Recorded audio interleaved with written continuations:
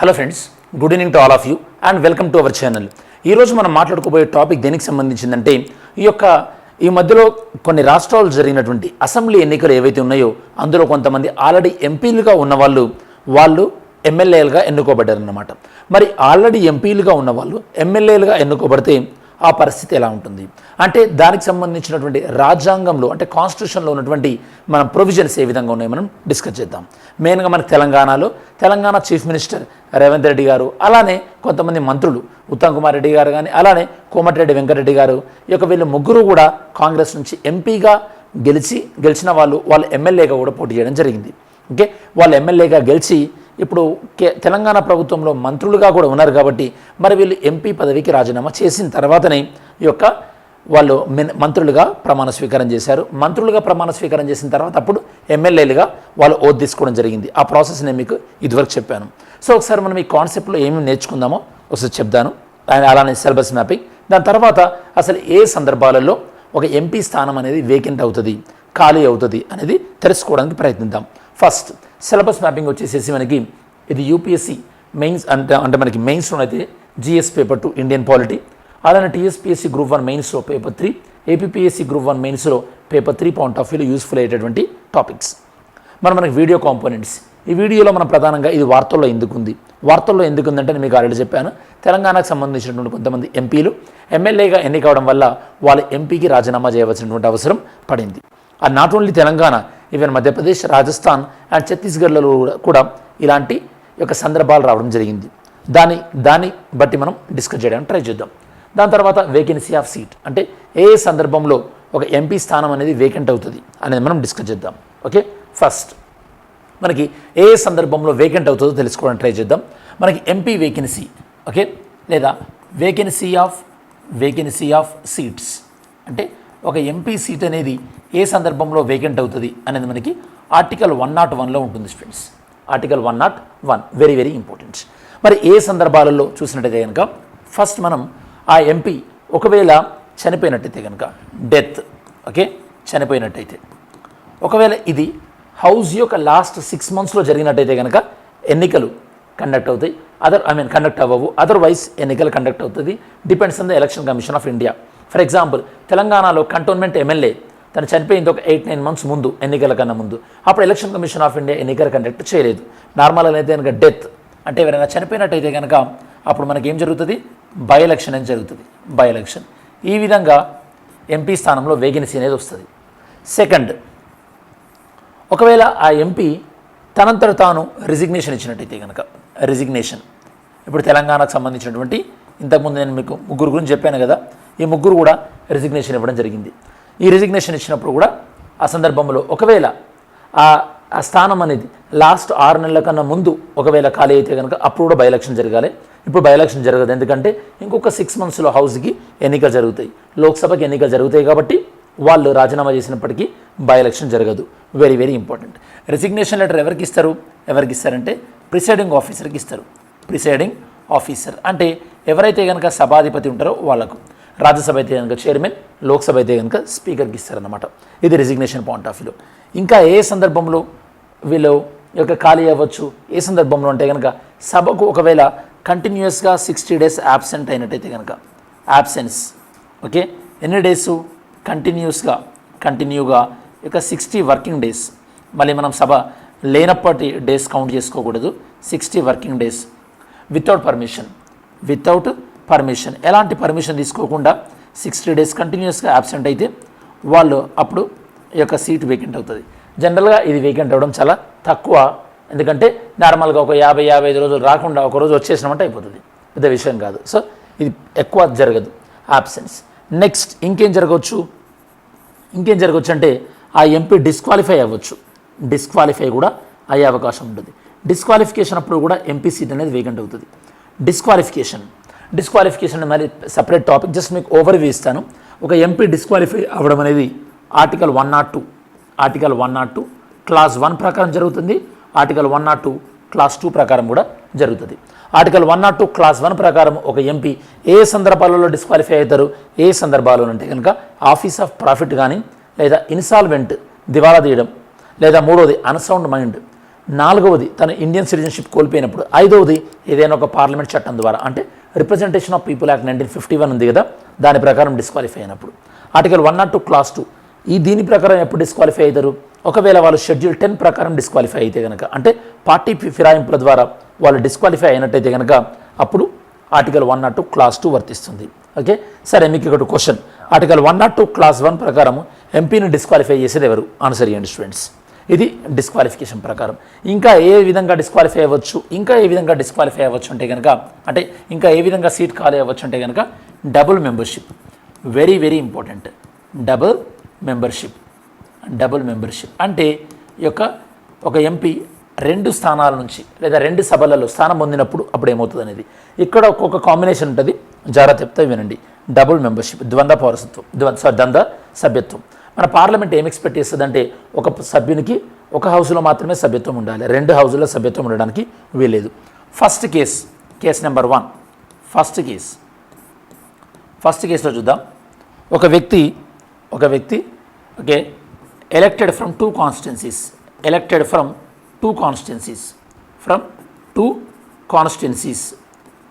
Constituencies అంటే 2 నియోజకవర్గాల నుంచి ఎన్నికైంది అనుకోండి. ఇక ప్రధానమంత్రి నరేంద్ర మోడీ గారు 2 నియోజకవర్గాల నుంచి ఎన్నికయ్యారు. ఎప్పుడు 2014లో వదోదర ఒకటి, దాంతోపాటు వారణాసి, ఇలా 2 నియోజకవర్గాల నుంచి ఎన్నికైనప్పుడు ఎమ్మెల్యే కానీ ఎంపీ కానీ ఏం చేయాలంటే వితిన్ 14 డేస్ 14 రోజులలో within 14 days they have to choose one seat. అంటే ఈ యొక్క 2 స్థానాల నుంచి గెలుపొందినప్పుడు ఏదో ఒక స్థానాన్ని చూజ్ చేసుకోవాలి. ఎన్ని రోజులలో? 14 రోజులలో. ఒకవేళ 14 రోజులలో వాళ్ళు చూజ్ చేసుకోకపోతే 2 స్థానాలు కూడా ఖాళీ అయిపోతుంది. Very very important. 2 స్థానాలు ఖాళీ అయిపోతుంది. ఫస్ట్ కేసు బాగా గుర్తుపెట్టుకోండి. కేసు నెంబర్ 1 స్క్రీన్ షాట్ తీసుకోండి, ఇది మీరు యూజ్ అవుతుంది. Next case number 2. Second case ఎంతో చూద్దాం ఒకసారి.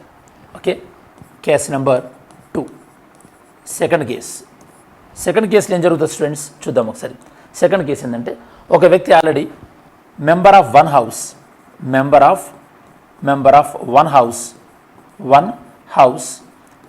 Elected to another house.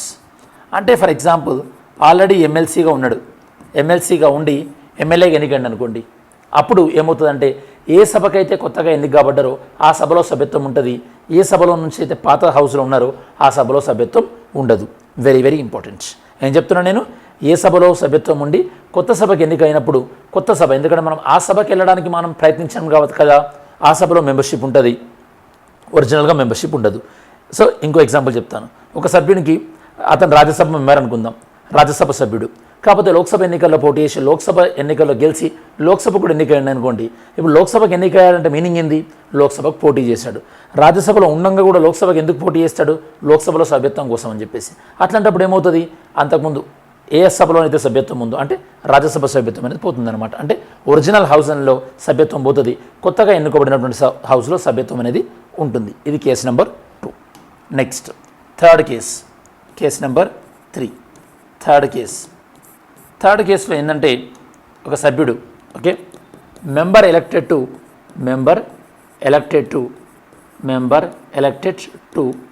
2 houses simultaneously. అంటే 2 సభకుల్లో కూడా ఒకేసారి ఎన్నికయ్యాడు అనుకోండి. అంటే రాజ్యసభ ఎన్నికలలో రాజ్యసభ ఎంపీ అండ్ అదే సందర్భంలో లోక్సభ ఎన్నికలలో లోక్సభ ఎంపీ కూడా అయ్యాడు అనుకోండి. అప్పుడు ఏం చేయాలి? అప్పుడు 10 daysలో నిర్ణయం చెప్పాలి. 10 daysలో నిర్ణయం చెప్పాలి. చెప్పలేదనుకోండి అప్పుడు లోక్సభ మెంబర్షిప్ ఉంటుంది. Lok Sabha membership retained Lok Sabha membership అనేది ఉంటుంది. ఎందుకు? లోక్సభలో సభ్యుడితను ప్రజల చేత ఎన్నుకోబడ్డాడు కాబట్టి ఇది ఉంటుందన్నమాట. ఇది కేసు నెంబర్ 3. కేసు నెంబర్ 3 ఏం చెప్తున్నా నేను? ఒక సభ్యుడు 2 సభలకు కంటిన్యూస్గా సైమల్టేనియస్గా ఎన్నికబడ్డప్పుడు 10 daysలో ఏదో ఒకటి చూస్ చేసుకోవాలి. అదర్వైజ్ లోక్సభలో సభ్యత్వం ఉంటుంది, రాజ్యసభలో సభ్యత్వం పోతుంది. Case number 3. Next case number 4. Fourth కేసులో ఏంటంటే ఫోర్త్ కేసులో ఒక మెంబర్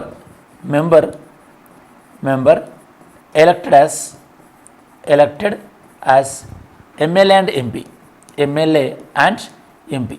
ఒక మెంబర్ ఎమ్మెల్యేగా ఎన్నుకోబడ్డాడు, ఎంపీగా కూడా ఎన్నుకోబడ్డాడు అనుకోండి. ఫర్ ఎగ్జాంపుల్ మనకు తెలంగాణ మాజీ ముఖ్యమంత్రి కేసీఆర్ గారు యొక్క ఎంపీగా మెదక్ నుంచి ఎన్నుకోబడ్డారు 2014లో, ఎమ్మెల్యేగా గజ్వేల్ నుంచి కూడా ఎన్నుకోబడ్డారు.